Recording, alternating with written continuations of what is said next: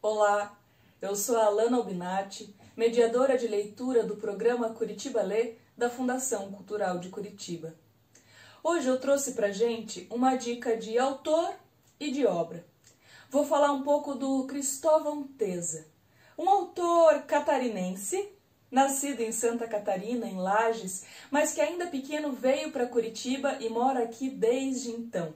E essa cidade é também o cenário de muitas das suas obras.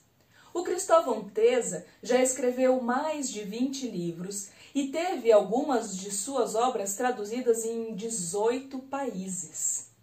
Foi professor da Universidade Federal do Paraná durante muitos anos, mas atualmente ele se dedica completamente à literatura. Também é cronista, já escreveu para alguns jornais, talvez você já tenha visto alguma coisa dele ou até ouvido falar. Hoje eu trouxe pra gente o primeiro capítulo de um livro, um romance, que o Cristóvão Teza escreveu lá em 1981, mas foi um marco para a sua obra e a sua trajetória de escritor. Com esse livro, ele ganhou uma menção honrosa no Prêmio Cruz e Souza de Literatura Brasileira. Foi o seu terceiro romance.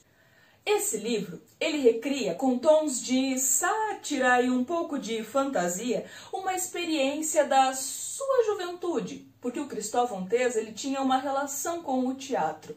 Nessa obra, Ensaio da Paixão, é um grupo de atores, numa ilha imaginária, que estão encenando a Paixão de Cristo. São personagens um pouco diferentes, tirando assim um humor, um pouco da situação. Toda aquela alegria causa certo estranhamento num grupo de policiais. Eles pensam que aquele encontro pode ser até uma subversão. Afinal de contas, estamos em pleno período de ditadura militar no Brasil. Então vamos lá. Livro Ensaio da Paixão, capítulo 1. Batalha nos Céus. A casa de Isaías era uma bizarra construção ao pé da montanha, feita de pedras, madeira, tijolos, troncos, folhas de zinco, portas velhas, chapas de compensado, telhas de todo tipo. Um material recolhido ao longo dos anos, trazido pelo mar, comprado de segunda mão, desenterrado de ruínas, que foi criando, a partir de uma sala inicial, uma sequência caótica de corredores, quartos, escadas, saletas, meia-águas, pátios, morro acima ou morro abaixo, de acordo com os acidentes do terreno e com a necessidade, de modo a abrigar algumas dezenas de filhos, amigos, curiosos, visitantes que ali chegavam e iam ficando ou se revezando, numa espécie anárquica de tribo, sob a autoridade silenciosa e distante daquele velho de barbas longas. Nos últimos anos, só era visto ali de madrugada, quando todos dormiam. Depois de percorrer os 1001 caminhos da casa, subir e descer degraus no silêncio dos pés descalços, regar folhagens, colocar e recolocar tudo no lugar numa impossível ordenação, conchas, cadeiras, estatuetas, garrafas, em meio a um monólogo sussurrado, com a irritação de quem não terá tempo de consertar o mundo inteiro como desejaria.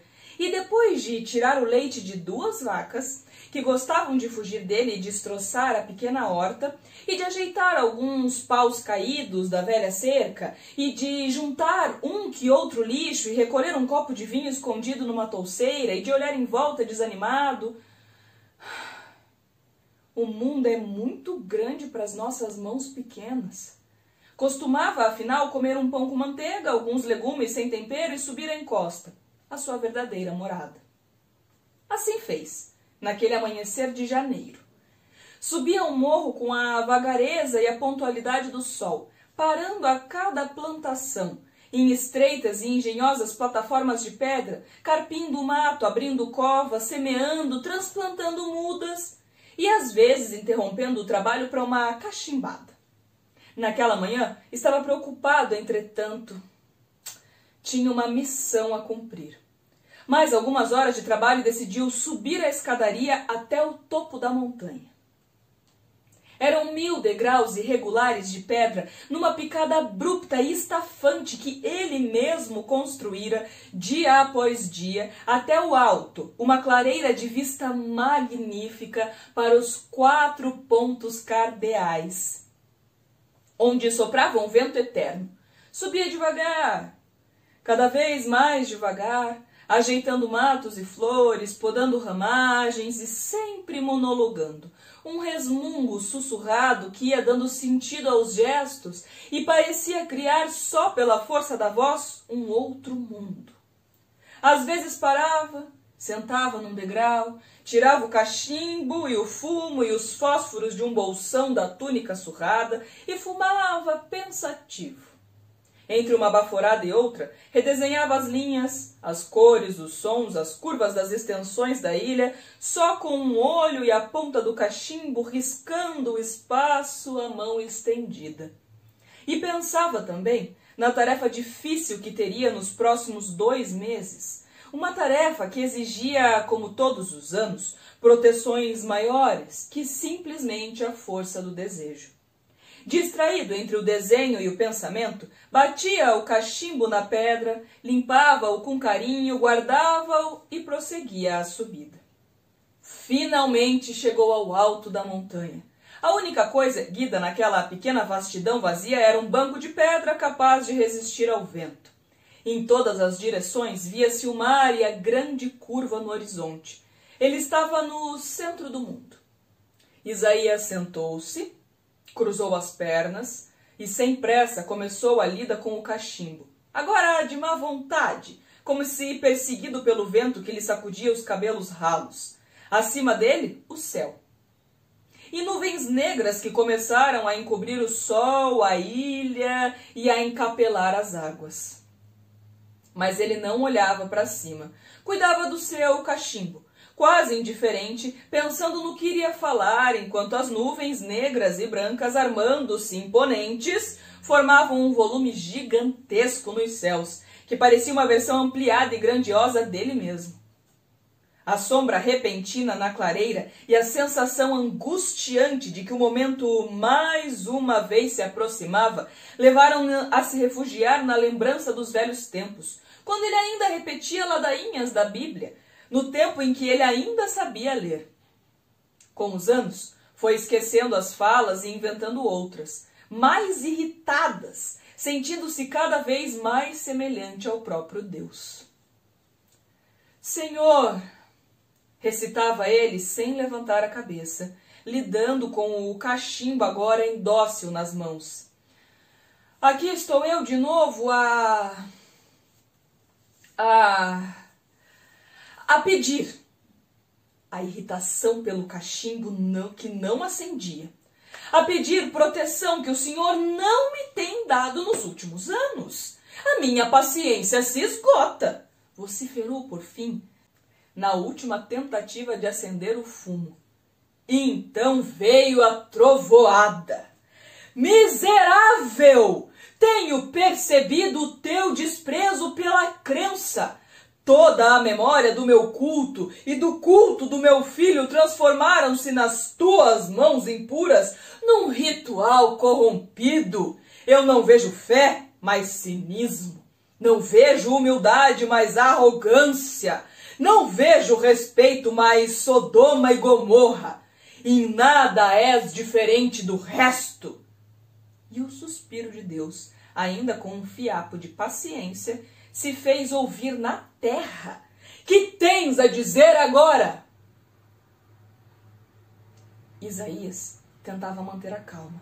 Irritava-o aquela nuvem imensa, aquela sombra enorme.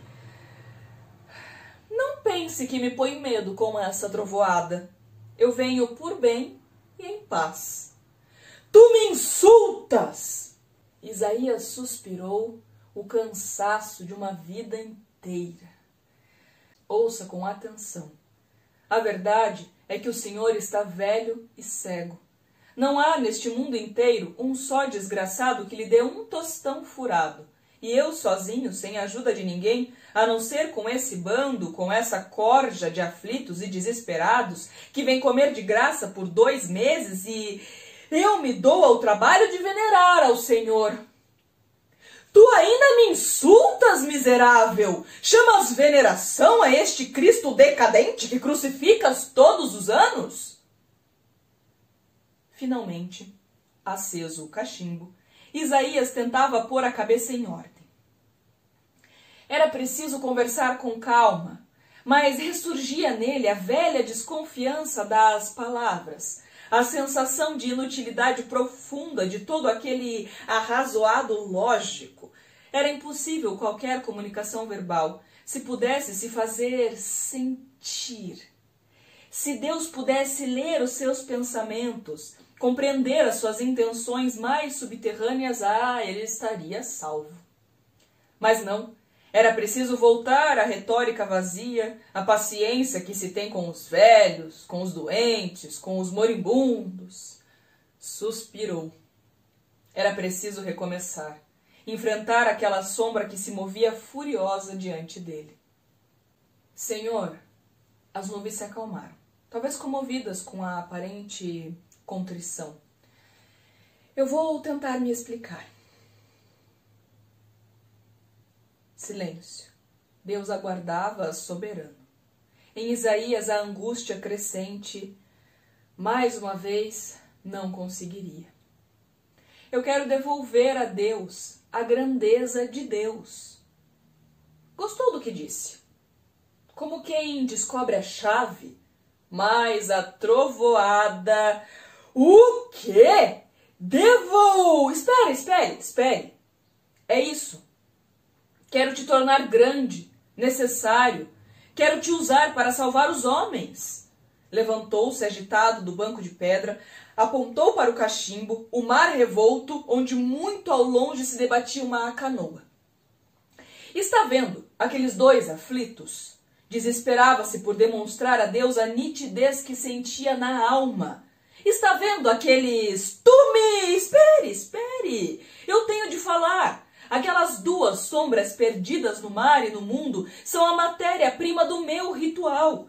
Esta ilha vai se encher de loucos e perdidos, de doentes que nada sabem da vida, de homens e mulheres cegos, de gente na escuridão, de seres massacrados de mesquinharinhas, jovens corrompidos e sem saída nem futuro. E eu faço eles viverem sem nada a ensinar, porque nada se ensina, Senhor.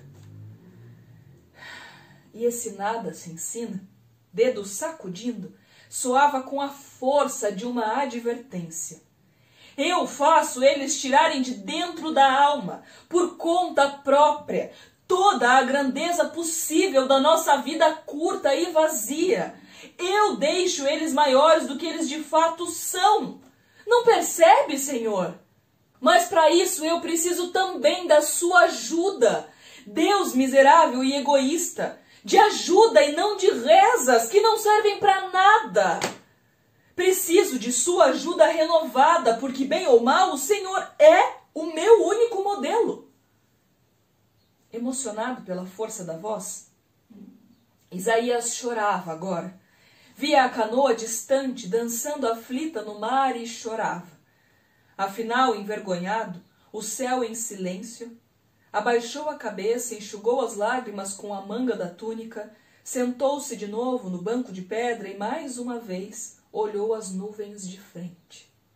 Não era um pedido de desculpas, era apenas o reconhecimento de um pequeno fracasso. Falei demais, eu sei.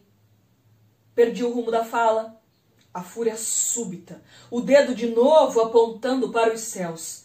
Mas o Senhor não pode compreender. O Senhor também se torna grande na paixão. Em que outro lugar no mundo, me diga, em que outro lugar o Senhor alcança esta estatura viva? Responda! De novo as lágrimas, a ânsia de soltar as amarras, todas as amarras da limitação da vida, romper as mesquinharinhas do próprio Deus, fazê-lo voltar a si. e já previa a resposta, balançando desolado a cabeça cansada. Todos os velhos condicionamentos, a cegueira milenar do poder, o temor da heresia, os chavões da divindade, as trovoadas tomando fôlego, descambaram medonhas céu abaixo. Tuas palavras não me comovem, miserável, arrogante e atrevido. Ouço insultos e mais insultos de um mortal de 3 metros de altura. Que queres, maldito? Que eu agradeça por me corromperes? Pois eu desprezo os teus ganidos de semideus. O braço de Deus, uma nuvem negra, atravessou Isaías de um lado para o outro. Cuidado! Eu advirto! A morte te ronda, te espreita, te espera de braços dados com o demônio. Será a última vez. Envolto na escuridão, Isaías respondeu, cego aos gritos. Eu não tenho medo, não me assusta. O meu jogo é limpo e venho em paz. Eu não tenho culpa se o Senhor não me compreende. É a sua salvação, miserável. Sentiu a cortante ironia dos céus. Minha salvação! E seguiu-se uma gargalhada terrível. Tu me mistura com todos os deuses, tu me jogas lama e me transforma em bárbaro, em bezerro de ouro, e chamas isto salvação? Ah, não tolero a vulgaridade dos teus totens, a arrogância daqueles pequenos deuses pagãos. Eu não suporto os teus rituais panteístas. Tu fazes de Cristo, meu filho, um homem comum, pois ouve bem. Ou tu te humilhas e me adoras como devo ser adorado? O único Deus de todos os tempos, Criador do céu e da terra, pregando tudo o que está escrito? Ou eu não te ajudarei em nada? O Senhor não passa de um velho estúpido e cego, insensível ao mundo dos homens, pois fique aí, no seu paraíso morto, enquanto eu recrio a vida na terra. E tem mais. Não quero rebanho, mas solidão. Agora as nuvens subiam, deixando ainda um rastro de trovoadas. Eu já tive paciência demais, maldito, mas ainda posso perdoar e te ajudar. Arrepende-te! Arrepende-te! Súbito, o céu se abriu, inteiro azul. Isaías suspirou exausto, mas aliviado. Fizera o seu trabalho, cumprira a sua parte. O resto, não era com ele. Voltou a preparar o cachimbo que se apagara na luta. Resmungou. Sozinho. De novo, sozinho. Carregar o mundo nas costas todo ano é o mesmo inferno. Olhou para o alto, absorto, como quem constata, já conformado, um fato inexorável. Ele não compreende. Ele não compreende mais nada. E começou a descer o morro.